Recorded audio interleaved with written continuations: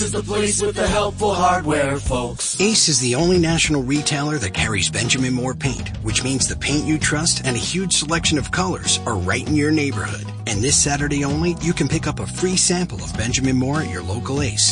It's a great way to explore quality colors and find the perfect one for your place. So if you're looking for award-winning service and a new look for your home, look no further than Benjamin Moore paint at Ace. Offer valid August 1st for Ace Rewards members. Limit 1 at participating stores while supplies last. लीजिए सुनिए प्रेमचंद की लिखी कहानी विश्वास। वाचन समीर गोस्वामी का है।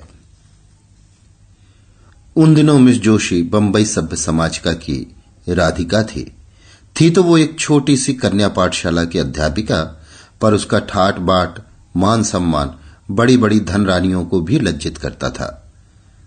वो एक बड़े महल में रहती थी जो किसी जमाने में सतारा के महाराज का निवास स्थान था। वहां सारे दिन नगर के रईसों, राजों, राज कर्मचारियों का तांता लगा रहता था। वो सारे प्रांत के धन और कीर्ति के उपासकों की देवी थी। अगर किसी को खिताब का खप्त था तो वो मिस जोशी की खुशामद करता था। किसी को अपने या अपने संबंधों के लिए कोई अच्छा ओहदा दिलाने की धुन थी तो वो मिस जोशी की आराधना करता था। सरकारी इमारतों के ठेके, नमक, शराब, अफीम आदि सरकारी चीजों के ठेके, लोहे, लकड़ी, कल पुर्जे आदि के ठेके सब मिस जोशी ही के हाथों में थे। जो कुछ करती थी वही करती थी, जो कुछ होता था उसी के हाथों होता था। जिस वक्त वो अपनी अरबी घोड़ों की फिटन पर सैर करने निकलती तो रईसों की सवारियां आप ही आप रास्ते से हट जाती थीं। बड़े बड़े दुकानदार खड़े हो होकर सलाम करने लगते थे। वो रूपवती थी, लेकिन नगर में उससे बढ़कर रूपवती रमणियां भी थीं। वो सुशिक्षिता थी, वाक् चतुर थी, गाने में निपुण, हंसती तो अनोखी छवि से, बोलती तो निराली छटा से, ताकती तो बाकी चितवन से। लेकिन इन गुणों में उसका एकाधिपत्य न था। उसकी प्रतिष्ठा, शक्ति और कीर्ति का कुछ और ही रहस्य था। सारा नगर ही नहीं, सारे प्रांत का बच्चा बच्चा जानता था कि बंबई के गवर्नर मिस्टर जौहरी मिस जोशी के बिना दामों के गुलाम हैं। मिस जोशी की आंखों का इशारा उनके लिए नादिर शाही हुक्म है। वो थिएटरों में, दावतों में, जलसों में मिस जोशी के साथ साए की भांति रहते हैं और कभी कभी उनकी मोटर रात के सन्नाटे में मिस जोशी के मकान से निकलती हुई लोगों को दिखाई देती है। इस प्रेम में वासना की मात्रा अधिक है या भक्ति की, ये कोई नहीं जानता। लेकिन मिस्टर जौहरी विवाहित हैं और मिस जोशी विधवा। इसलिए जो लोग उनके प्रेम को कलुषित कहते हैं वे उन पर कोई अत्याचार नहीं करते। बंबई की व्यवस्थापिका सभा ने अनाज पर कर लगा दिया था और जनता की ओर से उसका विद्रोह करने के लिए एक विराट सभा हो रही थी। सभी नगरों से प्रजा के प्रतिनिधि उसमें सम्मिलित होने के लिए हजारों की संख्या में आए थे। मिस जोशी के विशाल भवन के सामने चौड़े मैदान में हरी हरी घास पर बंबई की जनता अपनी फरियाद सुनाने के लिए जमा थी। अभी तक सभापति न आए थे, इसलिए लोग बैठे गपशप कर रहे थे। कोई कर्मचारी पर आक्षेप लगाता था, कोई देश की स्थिति पर, कोई अपनी दीनता पर। अगर हम लोगों के अकड़ने का जरा भी सामर्थ्य होता तो मजाल थी कि ये कर लगा दिया जाता। अधिकारियों का घर से बाहर निकलना मुश्किल हो जाता। हमारा जरूरत से ज्यादा सीधापन हमें अधिकारियों के हाथों का खिलौना बनाए हुए है। वे जानते हैं इन्हें जितना दबाते जाओ उतना दबते जाएंगे, सिर नहीं उठा सकते। सरकार ने भी उपद्रव की आशंका से सशस्त्र पुलिस बुला ली। उस मैदान के चारों कोने पर सिपाहियों का दल डेरा डाले पड़ा था। उनके अफसर घोड़ों पर सवार, हाथ में हंटर लिए, जनता के बीच में निशंक भाव से घोड़े दौड़ाते फिरते थे, मानो साफ मैदान है। मिस जोशी के ऊंचे बरामदे में नगर के सभी बड़े बड़े रईस और राज्य अधिकारी तमाशा देखने के लिए बैठे हुए थे। मिस जोशी मेहमानों का आदर सत्कार कर रही थी और मिस्टर जौहरी आराम कुर्सी पर लेटे इस जनसमूह को घृणा और भय की दृष्टि से देख रहे थे। सहसा सभापति महाशय आपटे एक किराए के तांगे पर आते दिखाई दिए। चारों तरफ हलचल मच गई। लोग उठ उठकर उनका स्वागत करने दौड़े और उन्हें लाकर मंच पर बैठा दिया।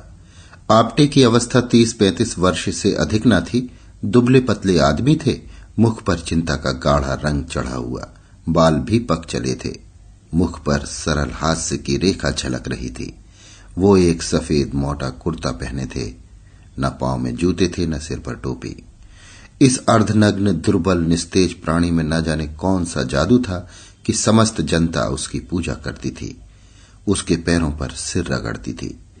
इस एक प्राणी के हाथों में इतनी शक्ति थी कि वो क्षण मात्र में सारी मिलों को बंद करा सकता था, शहर का सारा कारोबार मिटा सकता था।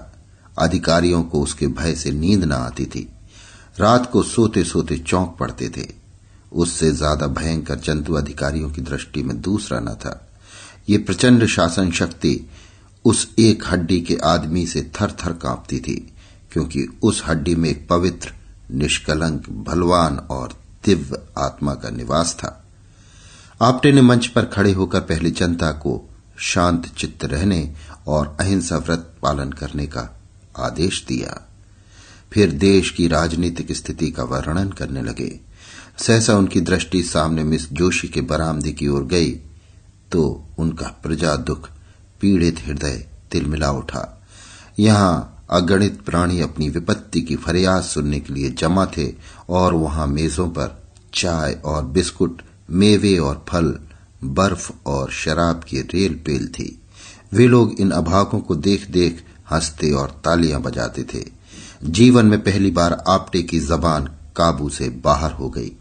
मेघ की भांति गरज कर बोले, इधर तो हमारे भाई दाने दाने को मोहताज हो रहे हैं, उधर अनाज पर कर लगाया जा रहा है, केवल इसलिए कि राज कर्मचारियों के हलवे पूरी में कमी न हो। हम जो देश के राजा हैं, जो छाती फाड़कर धरती से धन निकालते हैं, भूखों मरते हैं, और वे लोग जिन्हें हमने अपने सुख और शांति की व्यवस्था करने के लिए रखा है, हमारे स्वामी बने हुए शराबों की बोतलें उड़ाते हैं। कितनी अनोखी बात है कि स्वामी भूखों मरे और सेवक शराब उड़ाएं, मेवे खाएं और इटली और स्पेन की मिठाइयां चले। ये किसका अपराध है? क्या सेवकों का? नहीं, कदापि नहीं। हमारा ही अपराध है कि हमने अपने सेवकों को इतना अधिकार दे रखा है। आज हम उच्च स्वर से कह देना चाहते हैं कि हम ये क्रूर और कुटिल व्यवहार नहीं सह सकते। ये हमारे लिए असह्य है कि हम और हमारे बाल बच्चे दानों को तरसें और कर्मचारी लोग विलास में डूबे हुए करुण क्रंदन की जरा भी परवाह न करते हुए विहार करें। ये असह्य है कि हमारे घरों में चूल्हे न जलें और कर्मचारी लोग थिएटरों में ऐश करें, नाच रंगे की महफिलें सजाएं, दावतें उड़ाएं, वेश्याओं पर कंचन की वर्षा करें। संसार में ऐसा कौन देश होगा जहां प्रजा तो भूखी मरती हो और प्रधान कर्मचारी अपनी प्रेम क्रीड़ाओं में मग्न हो, जहां स्त्रियां गलियों में ठोकरें खाती फिरती हो और अध्यापिकाओं का वेश धारण करने वाली वेश्याएं आमोद प्रमोद के नशे में चूर हों। एकाएक सशस्त्र सिपाहियों के दल में हलचल मच गई। उनका अफसर हुक्म दे रहा था कि सभा भंग कर दो, नेताओं को पकड़ लो, कोई न जाने पाए। ये विद्रोहात्मक व्याख्यान है। मिस्टर जौहरी ने पुलिस के अफसर को इशारे से बुलाकर कहा, और किसी को गिरफ्तार करने की जरूरत नहीं, आपटे ही को पकड़ो, वही हमारा शत्रु है। पुलिस ने डंडे चलाने शुरू किए और कई सिपाहियों के साथ जाकर अफसर ने आपटे को गिरफ्तार कर लिया। जनता की त्योरियां बदली। अपने प्यारे नेता को यों गिरफ्तार होते देखकर उनका धैर्य हाथ से जाता रहा। लेकिन उसी वक्त आपटे की ललकार सुनाई दी, तुमने अहिंसा व्रत लिया है और अगर किसी ने उस व्रत को तोड़ा तो उसका दोष मेरे सिर होगा। मैं तुमसे सविनय अनुरोध करता हूं कि अपने अपने घर जाओ। अधिकारियों ने वही किया जो हम समझते थे। इस सभा से हमारा जो उद्देश्य था वो पूरा हो गया। हम यहां बलवा करने नहीं, केवल संसार की नैतिक सहानुभूति प्राप्त करने के लिए जमा हुए थे और हमारा उद्देश्य पूरा हो गया। एक क्षण में सभा भंग हो गई और आपटे पुलिस की हवालात में भेज दिए गए। मिस्टर जौहरी ने कहा, बच्चा बहुत दिनों के बाद पंजे में आए हैं। राजद्रोह का मुकदमा चलाकर कम से कम 10 साल के लिए अंडमान भेजूंगा। मिस जोशी, इससे क्या फायदा? मिस्टर जौहरी ने कहा, क्यों? उसको अपने किए की सजा मिल जाएगी। मिस जोशी, लेकिन सोचिए हमें उसका कितना मूल्य देना पड़ेगा। अभी जिस बात को गिने गिनाए लोग जानते हैं वो सारे संसार में फैलेगी और हम कहीं मुंह दिखाने लायक न रहेंगे। आप अखबारों के संवाददाताओं की जबान तो नहीं बंद कर सकते। कुछ भी हो, मैं इसे जेल में सड़ाना चाहता हूं।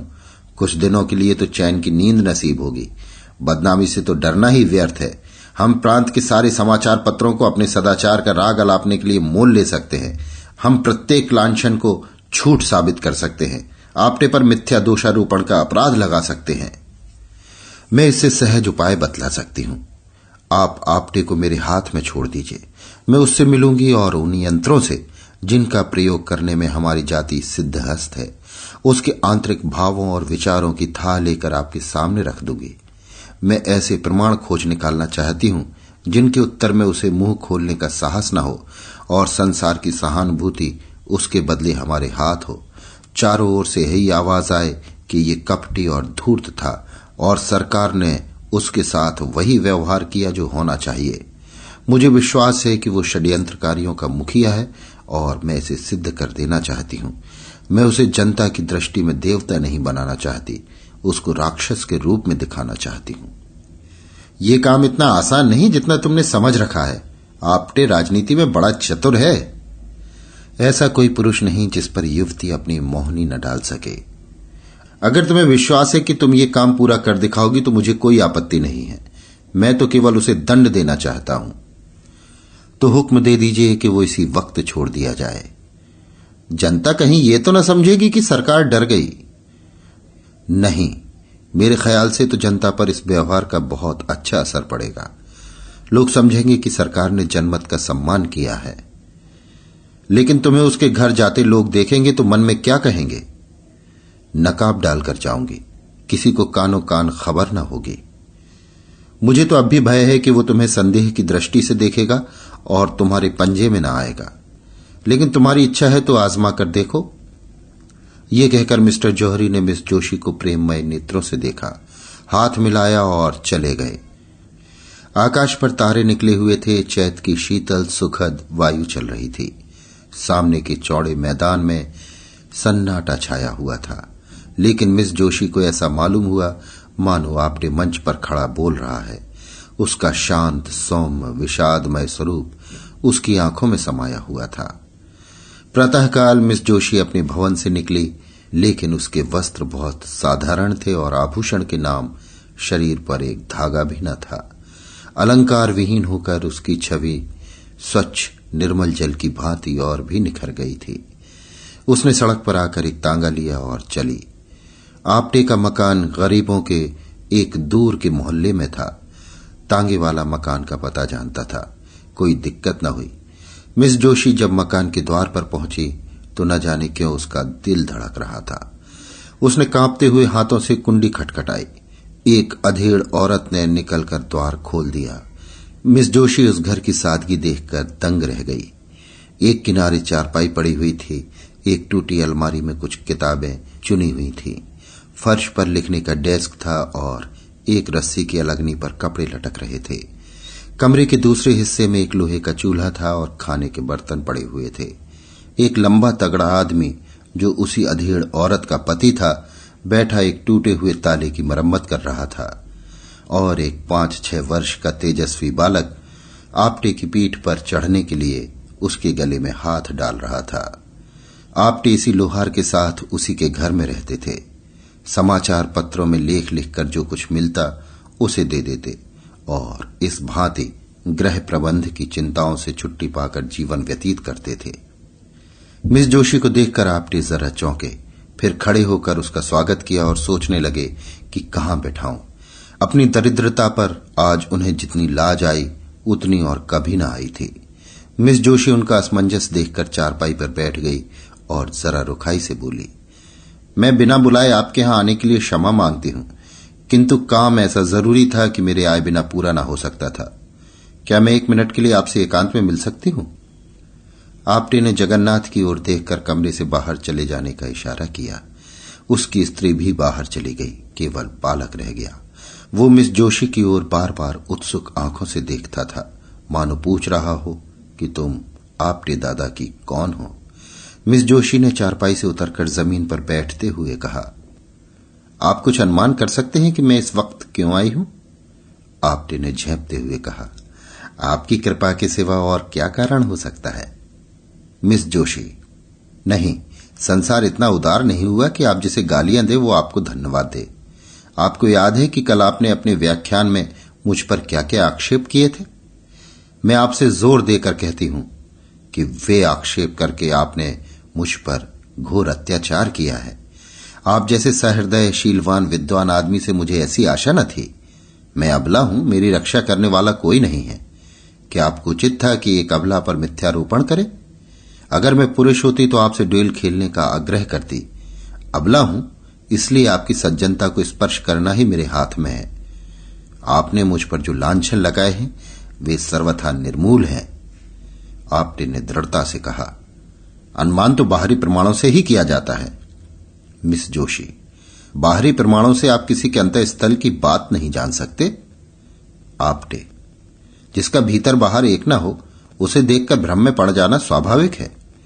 मिस जोशी, हां तो वो आपका भ्रम है और मैं चाहती हूं कि आप उस कलंक को मिटा दें जो आपने मुझ पर लगाया है। आप इसके लिए प्रायश्चित करेंगे? आप्टे, अगर ना करूं तो मुझसे बड़ा दुरात्मा संसार में ना होगा। मिस जोशी, आप मुझ पर विश्वास करते हैं? आप्टे, मैंने आज तक किसी रमणी पर अविश्वास नहीं किया। मिस जोशी, क्या आपको यह संदेह हो रहा है कि मैं आपके साथ कौशल कर रही हूं? आप्टे ने मिस जोशी की ओर अपने सदैव सजल सरल नेत्रों से देखकर कहा, बाई जी, मैं गवार और अशिष्ट प्राणी हूं, लेकिन नारी जाति के लिए मेरे हृदय में जो आदर है वो उस श्रद्धा से कम नहीं जो मुझे देवताओं पर है। मैंने अपनी माता का मुख नहीं देखा, यह भी नहीं जानता कि मेरा पिता कौन था, किंतु जिस देवी के दया वृक्ष की छाया में मेरा पालन पोषण हुआ उनकी प्रेम मूर्ति आज तक मेरी आंखों के सामने है और नारी के प्रति मेरी भक्ति को सजीव रखे हुए है।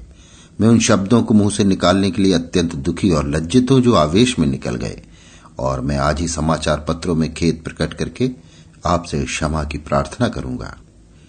मिस जोशी को अब तक अधिकांश स्वार्थी आदमियों ही से साबिका पड़ा था जिनके चिकने चुपड़े शब्दों में मतलब छिपा हुआ था। आप्टे के सरल विश्वास पर उसका चित्त आनंद से गदगद हो गया। शायद वो गंगा में खड़ी होकर अपने अन्य मित्रों से ये कहती तो उसके फैशनेबल मिलने वालों में से किसी को उस पर विश्वास न आता। सब मुंह के सामने हां हां करते, पर बाहर निकलते ही उसका मजाक उड़ाना शुरू करते। उन कपटी मित्रों के सम्मुख ये आदमी था जिसके एक एक शब्द में सच्चाई झलक रही थी, जो उसके अंतस्थल से निकलते हुए मालूम होते थे। आप्टे उसे चुप देखकर किसी और ही चिंता में पड़े हुए थे। उन्हें भय हो रहा था कि अब मैं चाहे कितनी क्षमा मांगू, मिस जोशी के सामने कितनी सफाइयां पेश करूं, मेरे आक्षेपों का असर कभी न मिटेगा। इस भाव ने अज्ञात रूप से उन्हें अपने विषय की गुम बातें कहने की प्रेरणा की, जो उन्हें उसकी दृष्टि में लघु बना दे, जिससे वो भी उन्हें नीच समझने लगे। उसको संतोष हो जाए कि ये भी कलुषित आत्मा है। बोले, मैं अन्न से अभागा हूं, माता पिता का तो मुंह ही देखना नसीब न हुआ। जिस दयाशील महिला ने मुझे आश्रय दिया था वो भी मुझे 13 वर्ष की अवस्था में अनाथ छोड़कर परलोक सिधार गई। उस समय मेरे सिर पर जो कुछ भी थी उसे याद करके इतनी लज्जा आती है कि किसी को मुंह न दिखाऊं। मैंने धोबी का काम किया, मोची का काम किया, घोड़े की साइसी की, एक होटल में बर्तन मांजता था, यहां तक कि कितनी ही बार शुदा से व्याकुल होकर भीख भी मांगी। मजदूरी करने को बुरा नहीं समझता, आज भी मजदूरी ही करता हूं। भीख मांगनी भी किसी किसी दशा में क्षम्य है, लेकिन मैंने उस अवस्था में ऐसे ऐसे कर्म किए जिन्हें कहते लज्जा आती है। चोरी की, विश्वासघात किया, यहां तक कि चोरी के अपराध में कैद की सजा भी पाई। मिस जोशी ने सरल नयन होकर कहा, आप ये सब बातें मुझसे क्यों कह रहे हैं? मैं इनका उल्लेख करके आपको कितना बदनाम कर सकती हूं, इसका आपको भय नहीं है? आपटे ने हंसकर कहा, नहीं, आपसे मुझे भय नहीं है। मिस जोशी, अगर मैं आपसे बदला लेना चाहूं तो? आपटे, जब मैं अपने अपराध पर लज्जित होकर आपसे क्षमा मांग रहा हूं तो मेरा अपराध रहा ही कहां जिसका आप मुझसे बदला लेंगे। इससे तो मुझे भय होता है कि आपने मुझे क्षमा नहीं किया, लेकिन यदि मैंने आपसे क्षमा न मांगी होती तो मुझसे बदला न ले सकती। बदला लेने वाले की आंखें यह सजल नहीं हो जाया करती। मैं आपको कपट करने के अयोग्य समझता हूं। आप यदि कपट करना चाहती तो यहां कभी ना आती। मिस जोशी, मैं आपका भेद लेने ही के लिए आई हूं। आपटे, तो शौक से लीजिए। मैं बतला चुका हूं कि मैंने चोरी के अपराध में कैद की सजा पाई, नासिक के जेल में रखा गया था। मेरा शरीर दुर्बल था, जेल की कड़ी मेहनत न हो सकती थी और अधिकारी लोग मुझे कामचोर समझकर बैंतों से मारते थे। आखिर एक दिन मैं रात को जेल से भाग खड़ा हुआ। मिस जोशी, आप तो छिपे रुस्तम निकले। आपटे, ऐसा भागा कि किसी को खबर न हुई। आज तक मेरे नाम वारंट जारी है और 500 रुपए इनाम भी है। मिस जोशी, तब तो मैं आपको जरूर पकड़ा दूंगी। आपटे, तो फिर मैं आपको अपना असल नाम भी बतला देता हूं। मेरा नाम दामोदर मोदी है। ये नाम तो पुलिस से बचने के लिए रख छोड़ा है। बालक अब तक तो चुपचाप बैठा हुआ था। मिस जोशी के मुंह से पकड़ाने की बात सुनकर वो सजग हो गया। उसे डांटकर बोला, हमारे दादा को कौन पकड़ेगा? मिस जोशी, सिपाही और कौन? बालक, हम सिपाही को मारेंगे। ये कहकर वो कोने से अपने खेलने का डंडा उठा लाया और आपटे के पास वीरोचित भाव से खड़ा हो गया, मानो सिपाहियों से उनकी रक्षा कर रहा है। मिस जोशी, आपका रक्षक तो बड़ा बहादुर मालूम होता है। आपटे, इसकी भी एक कथा है। साल भर होता है ये लड़का खो गया था। मुझे रास्ते में मिला। मैं पूछता पूछता इसे यहां लाया। उसी दिन से इन लोगों से मेरा इतना प्रेम हो गया कि मैं इनके साथ रहने लगा। मिस जोशी, आप अनुमान कर सकते हैं कि आपका वृत्तांत सुनकर मैं आपको क्या समझ रही हूं? आपटे, वही जो मैं वास्तव में हूं, नीच, कमीना, धूर्त। मिस जोशी, नहीं, आप मुझ पर कितना अन्याय कर रहे हैं। पहला अन्याय तो क्षमा कर सकती हूं, ये अन्याय क्षमा नहीं कर सकती। इतनी प्रतिकूल दशाओं में पड़कर भी जिसका हृदय इतना पवित्र, इतना निष्कपट, इतना सहृदय हो, वो आदमी नहीं, देवता है। भगवान, आपने मुझ पर जो आक्षेप किए वो सत्य हैं। मैं आपके अनुमान से कहीं भ्रष्ट हूं। मैं इस योग्य भी नहीं हूं कि आपकी ओर ताक सकूं। आपने अपने हृदय की विशालता दिखाकर मेरा असली स्वरूप मेरे सामने प्रकट कर दिया। मुझे क्षमा कीजिए, मुझ पर दया कीजिए। ये कहते कहते वो उनके पैरों पर गिर पड़ी। आपटे ने उसे उठा लिया और बोले, मिस जोशी, ईश्वर के लिए मुझे लज्जित न करो। मिस जोशी ने गदगद कंठ से कहा, आप इन दुष्टों के हाथ से मेरा उद्धार कीजिए। मुझे इस योग्य बनाइए कि आपकी विश्वास पात्री बन सकूं। ईश्वर साक्षी है कि मुझे कभी कभी अपनी दशा पर कितना दुख होता है। मैं बार बार चेष्टा करती हूं कि अपनी दशा सुधारूं, इस विलासिता के जाल को तोड़ दूं जो मेरी आत्मा को चारों तरफ से जकड़े हुए है। पर दुर्बल आत्मा अपने निश्चय पर स्थिर नहीं रहती। मेरा पालन पोषण जिस ढंग से हुआ उसका ये परिणाम होना स्वाभाविक सा मालूम होता है। मेरी उच्च शिक्षा ने गृहिणी जीवन से मेरे मन में घृणा पैदा कर दी। मुझे किसी पुरुष के अधीन रहने का विचार अस्वाभाविक जान पड़ता था। मैं गृहिणी की जिम्मेदारियों और चिंताओं को अपनी मानसिक स्वाधीनता के लिए विषतुल्य समझती थी। मैं तर्क बुद्धि से अपने स्त्रीत्व को मिटा देना चाहती थी। मैं पुरुषों की भांति स्वतंत्र रहना चाहती थी। क्यों किसी की पाबंद होकर रहूं? क्यों अपनी इच्छाओं को किसी व्यक्ति के सांचे में ढालूं? क्यों किसी को ये कहने का अधिकार दूं कि तुमने ये क्यों किया? दाम्पत्य मेरी निगाह में तुच्छ वस्तु थी। अपने माता पिता की आलोचना करना मेरे लिए उचित नहीं। ईश्वर उन्हें सद्गति दे। उनकी राय किसी बात पर न मिलती थी। पिता विद्वान थे, माता के लिए कालाक्षर भैंस बराबर था। उनमें रात दिन वाद विवाद होता रहता था। पिताजी ऐसी स्त्री से विवाह हो जाना अपने लिए जीवन का सबसे बड़ा दुर्भाग्य समझते थे। वो ये कहते कभी न थकते थे कि तुम मेरे पांव की बेड़ी बन गई, नहीं तो मैं न जाने कहां उड़कर पहुंचा होता। उनके विचार में सारा दोष माताजी की अशिक्षा के सिर था।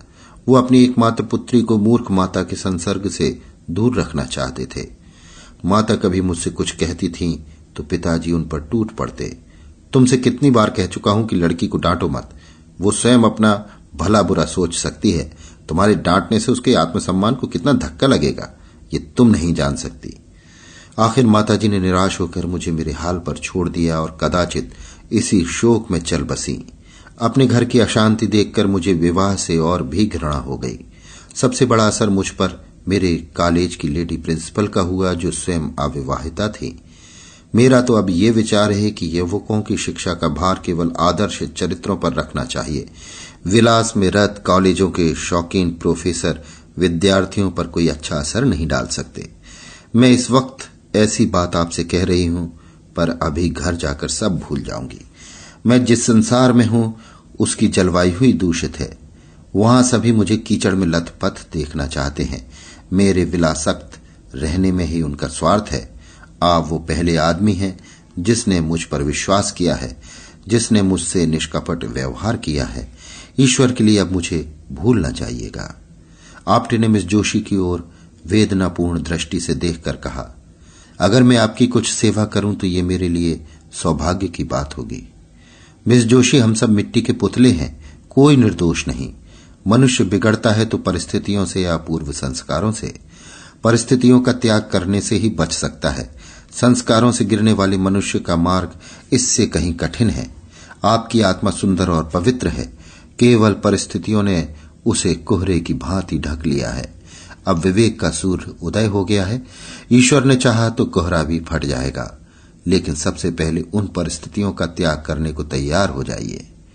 मिस जोशी, यही आपको करना होगा।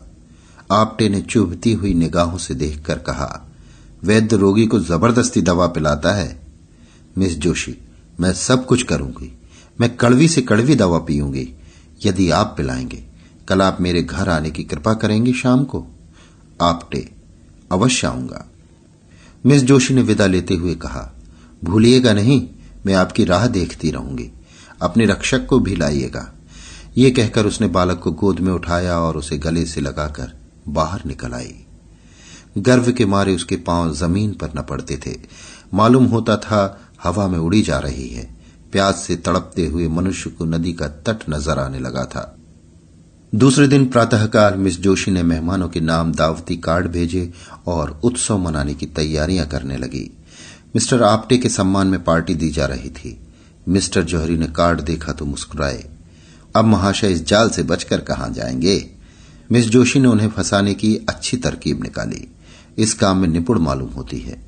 मैंने समझा था आप्टे चालाक आदमी होगा, मगर इन आंदोलनकारी विद्रोहियों को बकवास करने के सिवा और क्या सूझ सकती है। 4 ही बजे से मेहमान लोग आने लगे। नगर के बड़े बड़े अधिकारी, बड़े बड़े व्यापारी, बड़े बड़े विद्वान, प्रधान समाचार पत्रों के संपादक अपनी अपनी महिलाओं के साथ आने लगे। मिस जोशी ने आज अपने अच्छे से अच्छे वस्त्र और आभूषण निकाले हुए थे। जिधर निकल जाती थी मालूम होता था अरुण प्रकाश की छटा चली आ रही है। भवन में चारों तरफ से सुगंध की लपटें आ रही थी और मधुर संगीत की ध्वनि हवा में गूंज रही थी। 5 बजते बजते मिस्टर जौहरी आ पहुंचे और मिस जोशी से हाथ मिलाते हुए मुस्कुराकर बोले, जी चाहता है तुम्हारे हाथ चूम लूं। अब मुझे विश्वास हो गया कि ये महाशय तुम्हारे पंजे से नहीं निकल सकते। मिसेस पेटिट बोली, मिस जोशी दिलों का शिकार करने ही के लिए बनाई गई हैं। मिस्टर सोराब जी, मैंने सुना है आपटे बिल्कुल गंवार सा आदमी है। मिस्टर भरूचा, किसी यूनिवर्सिटी में शिक्षा नहीं पाई, सभ्यता कहां से आती। मिसेस भरूचा, आज उसे खूब बनाना चाहिए। महंत वीरभद्र दाढ़ी के भीतर से बोले, मैंने सुना है नास्तिक है, वर्णाश्रम धर्म का पालन नहीं करता। मिस जोशी, नास्तिक तो मैं भी हूं, ईश्वर पर मेरा भी विश्वास नहीं है। महंत, आप नास्तिक हो, पर आप कितने ही नास्तिकों को आस्तिक बना देती हैं।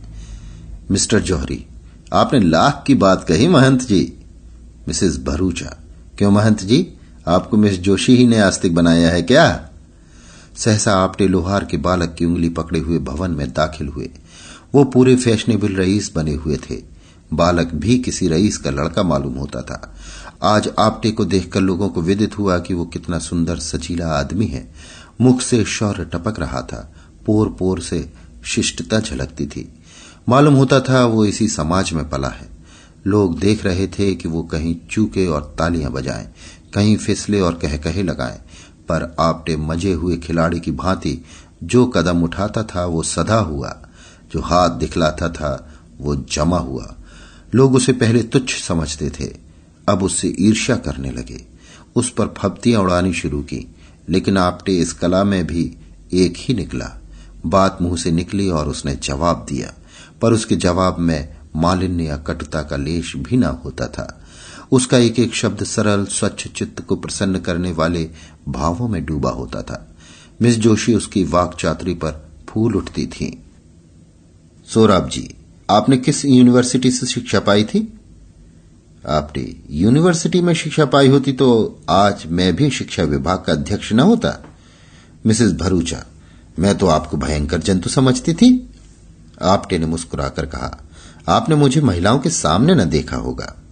सहसा मिस जोशी अपने सोने के कमरे में गई और अपने सारे वस्त्राभूषण उतार फेंके। उसके मुख से शुभ संकल्प का तेज निकल रहा था।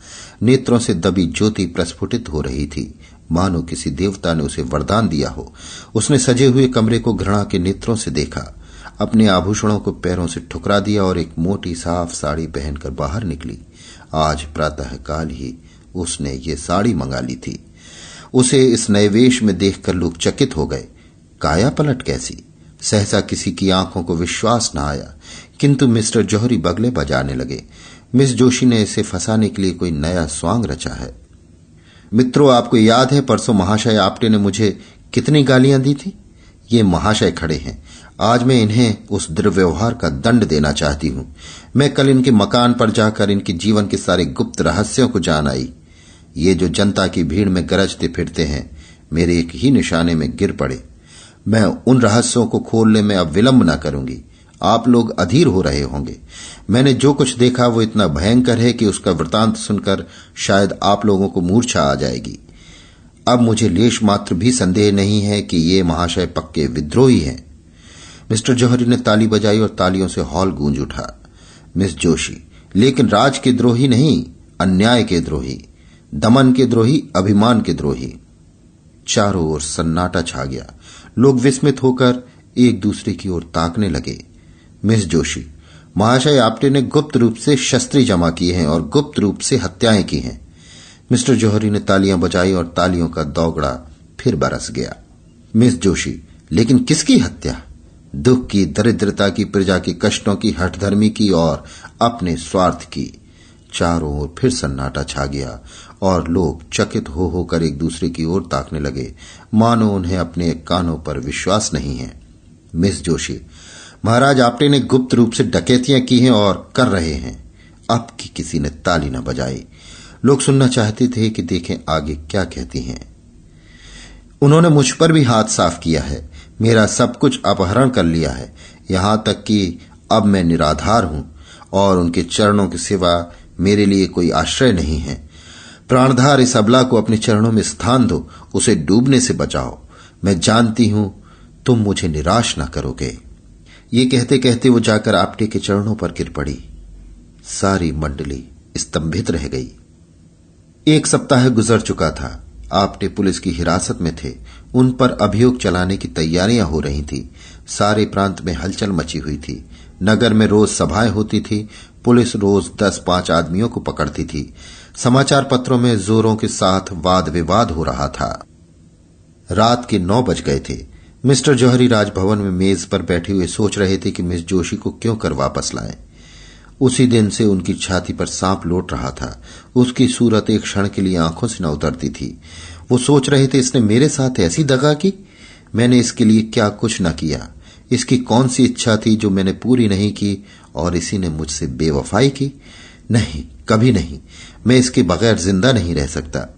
दुनिया चाहे मुझे बदनाम करे, हत्यारा कहे, चाहे मुझे पद से हाथ धोना पड़े, लेकिन आपटे को न छोड़ूंगा। इस रोड़े को रास्ते से हटा दूंगा। इस कांटे को पहलू से निकाल बाहर करूंगा। सहसा कमरे का द्वार खुला और मिस जोशी ने प्रवेश किया। मिस्टर जौहरी हकबकाकर कुर्सी पर से उठ खड़े हुए और ये सोचकर कि शायद मिस जोशी उधर से निराश होकर मेरे पास आई हैं, कुछ रूखे लेकिन नम्र भाव से बोले, आओ बाला, तुम्हारी याद में बैठा था।